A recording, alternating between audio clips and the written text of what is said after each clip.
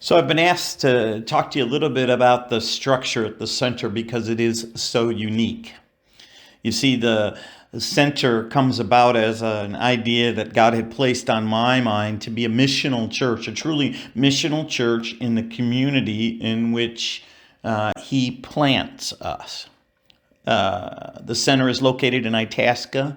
It's a small little community, and we took over a building and are rebirthing a missional church in the middle of I would say, middle class suburb. Now, a lot of people asked about the structure. Would it be a structure with elders, or would it be a structure with different types of deacons, all kinds of differing structures?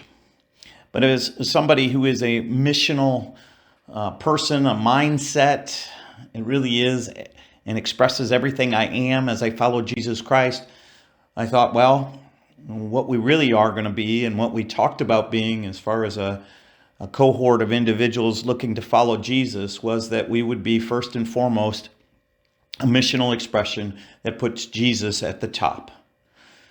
And underneath Jesus would be a vision board, an APEST vision board, an APEST mission team under that, an APEST committee under that, and a congregation under that. Now, by APEST, I mean the apostle, prophet, evangelist, shepherd, and teacher that's explained in Ephesians 4. You can read that for yourself. I'll go into that in a little bit more detail in a moment, but the organization itself would be one in which you have a polycentric leadership team with the apostolic, the prophet, the evangelist, and the shepherd, and the teacher all working in concert with one another. We determine who has that role by those mature Christians who are closest and who have been prayed into those positions and who have tested out under the use of the 5Q test that is provided by Alan Hirsch's organization. We ask all of our leaders to take the APEST leadership test, and we talk about that as well as Enneagram and some other personality side testing. But we find 5 mature Christians, all of them representing that as their core competency, that is either an apostle, a prophet, an evangelist, shepherd, or teacher. And that group gathers together to lead the church. Its primary task is to oversee pretty much everything. And the way we wrote it out was oversee the healthy, integrative, innovative, reproducing movement through an overarching loyalty and faithfulness to God while proclaiming the core gospel message as the body develops and maintains healthy, enriching relationships. I really think the easiest way to say this is a group of people who have each other in high regard. That is, they gather together as 5 people, not to have backroom conversations or have 3 pick up on 2, as you're voting for things. That doesn't happen. It is a prayerful group who come together understanding that each person has a specific role if we are truly going to emulate Jesus in the world in which we live, and all are valued. And so all must be in agreement when anything is to happen. That's an interesting task to find 5 people who are in like mind. A lot of times this is called polycentric leadership or multiple centered leadership. The team, though, itself plans and implements as one and is really the directional force for the entire new church plant. Its primary task is to oversee the leadership development, to help others, and then to move the team forward so that they can coordinate together as one organization with one vision and one mission. The apostolic's responsibility of the 5 is really to be the one who keeps the integrity of the core ideas, to bring the DNA and the organizing principles and the meta ideas into this center that serves the community. The apostolic leader often serves as the chairperson to oversee the specific areas of worship, prayer, preaching, administration of the sacraments within this facility. So we've allocated that apostolic relationship to the person who handles our gatherings.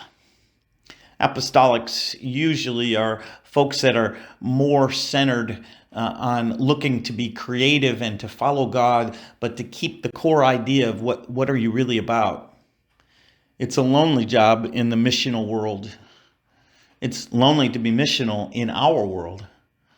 And so having 4 others to speak to on a regular basis, to kind of take the ideas that an apostolic gets, and then having each section really provide insight has been profound. We've had 2 leadership changes in the last 3 years in this committee. One was our teacher stepped down because, wanted to be more and stay with the children. And so we all tested out in different categories, and we had somebody take over the teaching responsibility who has long been an evangelist but is also high in teaching gifts.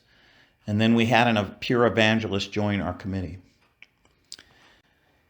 The committee itself, after the apostolic responsibility, is a prophetic responsibility. The role of the prophet is not this idea of the prophet from the Old Testament, but a prophet is someone who has the ability to ask some deeper questions and to see the gaps between what is and what could be, and then to help everybody see where that might lead the overall organization. This role is responsible to oversee the operations of the center and the resources to ensure that we align with Christ and the mission of this outpost for God. The evangelist's responsibility is to be the leader of the leadership team, in that it is the group that is to share the gospel, and they are primarily responsible, that leader is, for the director of the outreach, how we reach into the community, how we continue on mission, how we engage with our community. And they are the ones who really are supposed to connect with the community through partnerships and implementation of ideas that allow the center to stay on mission in the community in which it lives. Evangelists always have a longing to see the rule and reign of Jesus Christ be shared in word and deed. And so we talk a lot about how we do that. And so they often bring us in any conversation as a leadership team, visioning board, how are we going to do that? The third area of responsibility is the shepherd. The shepherd is there to do just what you would think, to be a shepherd both within the leadership team, but also to think about the community and what is healthy for the community of the center, but also healthy for the body of Christ. That is connection with other organizations that call themselves Christians, as well as to connect with our partnership. Here at the center, the shepherd has the role to oversee, nurture the congregation, to connect with those who come through this place, to welcome them, to get them connected in the group life, and to help encourage people to support spiritual disciplines. The final area is the teacher. The teacher is just not a Sunday morning teacher, but it is the leadership to get us to meditate and appropriately integrate the Lord's wisdom into the understanding, so that as we gather together and we talk about issues on a visioning board level, it is to kind of pull us back to what does Jesus say, and if we have a gap, to point it out, and then to teach the rest of us how Jesus would proceed forward. And of course, those discussions can get interesting sometimes, but it really is a discipleship issue. We are all learning, aren't we? The teacher leads by teaching. The role within the center is to be responsible to research, assess, and implement the appropriate intellectual and spiritual treasures to the mature body of Christ, to mature the body of Christ. It's not an easy job, but definitely one that is valued. So you've got these 5 working in concert with one another, looking at every issue in ways and from a different viewpoint. Think of it as the Gospels. 4 Gospels are written, and a lot of times the viewpoints of the same issues come off differently. And of course, that same vision is true for a visioning board to take all 5 and to have them all equally represent, to point to where God is leading. That's the role of the vision board. The vision board meets. Currently, we've been meeting weekly and bi-weekly, and we were meeting monthly when things aren't as active, but it's been weekly throughout COVID for us, and now bi-weekly as we continue to move into 2021. We're really looking for the adherence to Christ's vision. What is that vision for the center? It's pretty straightforward. Our vision here at the center is to connect everyone on every day, in every way, to Jesus. And so our direction really is to follow that, and our mission is to reach those in our community, to reach the none, done, and undone around us. No faith, undone by life, done with organized Christianity, but may have an understanding of the movement of God, but just done with the people. Here at the center, we see that as an org chart that we've set up. I've put the specific functions under the people here who and what they head up to run congregational life. Now we've got an organization that's the oversight of all of our coracles. A coracle to us are ministries associated with the center that work autonomously but are part of the center. The mission team's role is to gather quarterly. These are all the people underneath our core 5 who are leading. That is, they're involved in leadership, that they have other people reporting to them or a specific function in which they're operating under. And their job is to continue the implementation. They are the people who get the job done.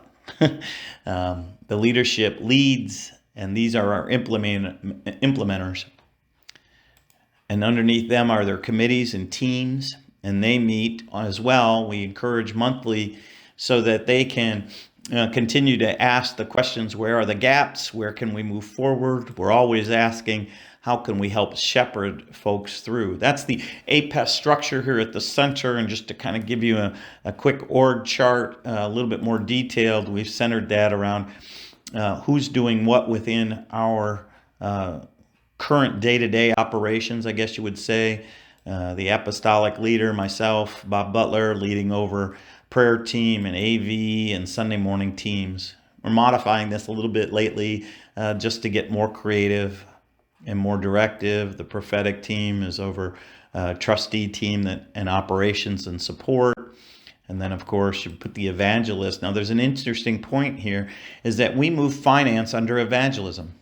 And the reason for that was quite simply that we felt as a team that a lot of times the evangelists get overlooked, or the first thing you cut when your church is in trouble is the money that they would spend on outreach, because they try to move inward. We never want to be an inwardly focused organization. Missional means just that. We're out on mission. We are the sent people of God.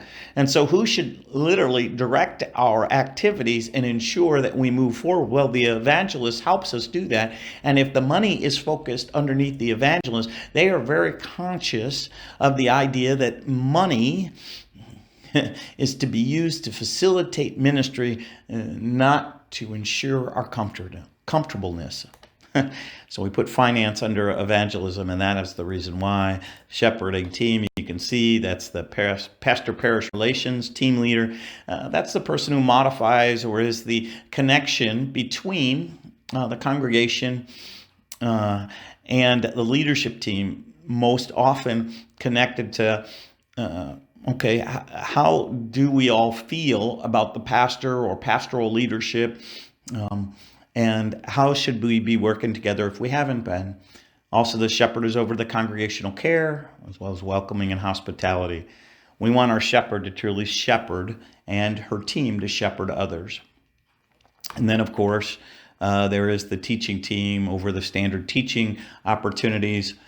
We do an adult discipleship by starting with Renew, our Monday night ministry. As people grow from that community meal and want to know more about Jesus, we move them into Alpha.